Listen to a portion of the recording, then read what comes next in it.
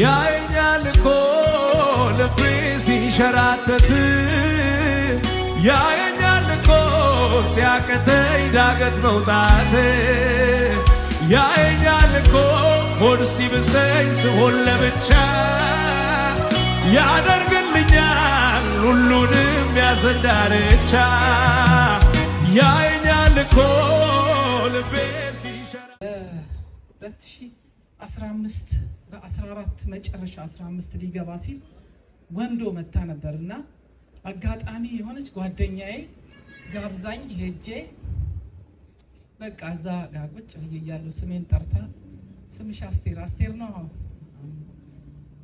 ሌላም ነገር በቃ በሰፈር ውስጥ ያለውን ነግራኝ ውጪ ብሎሻል በቃ ውጪ አለች። ውጪ ብሎሻል ጌታ እዚህ አይደለሽም ውጪ በቃ አሁን 15 ሲመጣ ውጪ አለችኝ።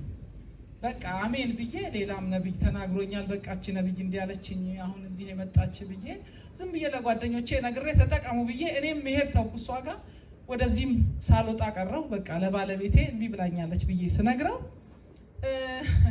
እሺ ታዲያ ያውጣን እሱ ራሱ እግዚአብሔር እንጂ እኛ በምን እንወጣለን አለ። ብዙ ጊዜ ውጡ ብሎናል ትያለሽ።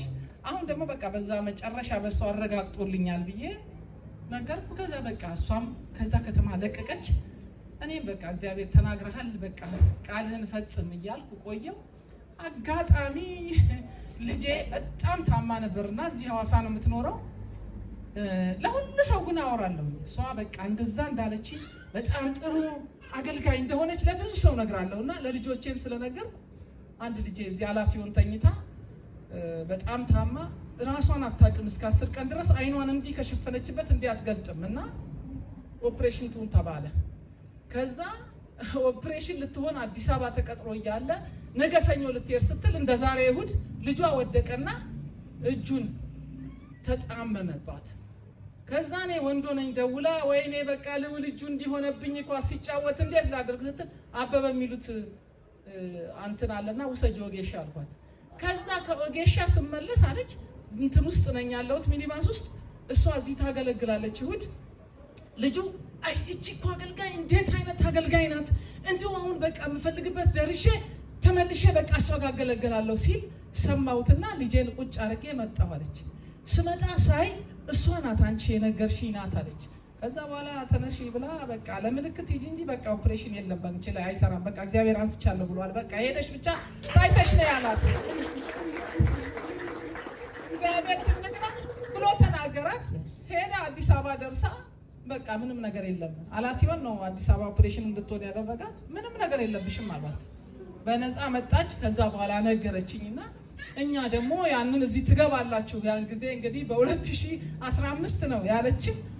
መጣንና መሸብን ወደ ወንዶ ሳንሄድ ከዛ ሮብ ነው ቀኑና ልጄ ጋር ልንሄድ ስንል ከዛ ከታች እየመጣን እንዲህ ስንመጣ መናሪያው ጋር ያቺ እኮ አንቺ የምትወጃት አገልጋይ እዚህ እኮ ናት እዚህ ሰፈር ናት እንግባ አዎ እሺ እንግባ ስለሱ አልገባም ምን ሆነሃል ደክሞኛል አልገባም በቃ እንደው የእግዚአብሔርን ቃል ስትሰማ ትበረታለህ ና ብለን ቅርብ ቦታ ነው ከዛ ጋር ድረስ በባጃጅ አመጣ ነውና ወርደን እየተበሳጨ ገባን።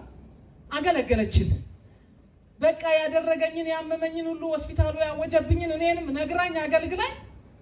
ከዛ እንዲህ ልበላት አልኩ በልቤ ፖስታው ሰዱ ስትል ፖስታው ሰርኩና ብር አድርጌ ልንገራት በ2015 እዚህ ትገቢያለሽ ብለሽኝ አልገባሁም እሺ አሁን ቃል አውጪልኝ ልበላ ብዬ ከዛ ተነስቼ እዚህ ስደርስ እሷ በቃ የእግዚአብሔር መንፈስ ነግሯታል። አሁን በሐምሌ ታዘጋጃለሽ ምንድነው ምስጋና ፕሮግራም ታዘጋጃለሽ ቤትሽ ማለት ነው። ከዛ በቃ ምስጋና ታዘጋጃለሽ ብዬሻለሁ በቃ አንቺ ጨው ብላ ሰጠችኝ። ሄድኩ ከዛ ስንወጣ ለልጄና ለሱ አንተ ሐምሌ 22 ምስጋና ታዘጋጃለሽ ትላለች እንዴ? አሁን ቤቱን ገዝተን ነው ወይ ሐዋሳ ገብተን ነው ወይ እንዴት ነው ያልኩ ወንዶነኛ ቤቱንም አልገዛን። አይ መልሼ ደግሞ ራሴው ይሆናል በቃ እግዚአብሔር ያለው ይሆናል በቃ ብላለች ቤቱን ገዝተን ነው የምናመሰግነው እያል ከዛ ተነስተን በማግስቱ ወደ ወንዶ ሄድን። እንደው በማይታሰብ ነገር የሱ ጓደኛ ነግረነው ነበርና አስቱ በቃ የሆነ ቤት አግኝቼላችኋለሁ ኑ በቃ ለእናንተ የሚሆን ነው እንዴት አይነት ቦታ አለ። ከዛ እንሂድ ስለሱ ደግሞ ምን እኛ እሱ የሚለው ብር እንዴት ይሞላልናል እንሂድ ተነስተን ስናይ እውነትም በቃ ምን ብዬ ልንገራችሁ፣ ክፍሎች ያሉት የሚከራይ ሰርቪስ ያለው ምን የመሰለ ዋው! ለጌታ ለኢየሱስ ከዚህ በላይ እልልታ ጭብጨባ። ይሄንን ያደረገው የናዝሬቱ ኢየሱስ ነው። ይገባዋል ክብር። ሃሌሉያ! የእግዚአብሔር ስም ብሩክ ይሁን። ልክ ሰኔ 12 እዛ የሆነ ቤት አለን። እሱን በትልቅ ዋጋ ጌታ አሸጠልን። ልክ ወደ ሐምሌ 5 ምናምን ቤቱን ገዛን። እሷ እንዳለችው በሐምሌ 22 እዛው ወንዶ ምስጋና ለጌታ ለኢየሱስ ከዚህ በላይ ክብር ይገባዋል። የኛ አምላክ ይለያል። ሃሌሉያ! ተናግሮ የሚያደርግ አምላክ ነው። ስሙ ይባረክ። በቃ እንደዚህ ነው ከቸርች የመጡት። በቃ አመስግኑልኝ አልኳቸው። ለእኔ እግዚአብሔር በዓይን ያልታየ በጆሮ ያልተሰማ በልብ ያልታሰበ አድርጎልኛል። በቃ አመስግኑ፣ ዝም ብላችሁ አመስግኑ።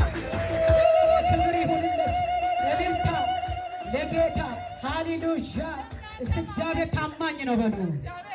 ለቃሉ ታማኝ ነው በሉ። እስቲ ተስፋ የሰጠ የታመነ ነው በሉ። እስቲ አይሆንም ያላችሁት ጉዳይ ላይ ዛሬ ክንዱን ታያላችሁ። ክብሩን በቤታችሁ ላይ ይገልጣል። እግዚአብሔር ትልቅ ነው። እውነት እላችኋለሁ። ዛሬ አንድ ጓደኛዬ ነበረች እዚህ ዶላር ምግብ ቤት የምትባል እሷም ሞልክሳለች፣ ግን ጓደኛዬ ናት። ዛሬ ሄጄ ስለ እሷም ስለ ጌታም እየመሰከርኩኝ ተአምር ነው ያንቺ አመጣጥ፣ የእናንተ አመጣጥ ተአምር ነው። ደግሞ ቦታው የሰጣችሁ በወዲህ በኩል መንገድ ያለው እንዴት አይነት ቦታ እግዚአብሔር ሰጣችሁ ስትል ተናግሮኝ፣ አሁን እዛ ከመናኸሪያው በላይ አልኩኝ።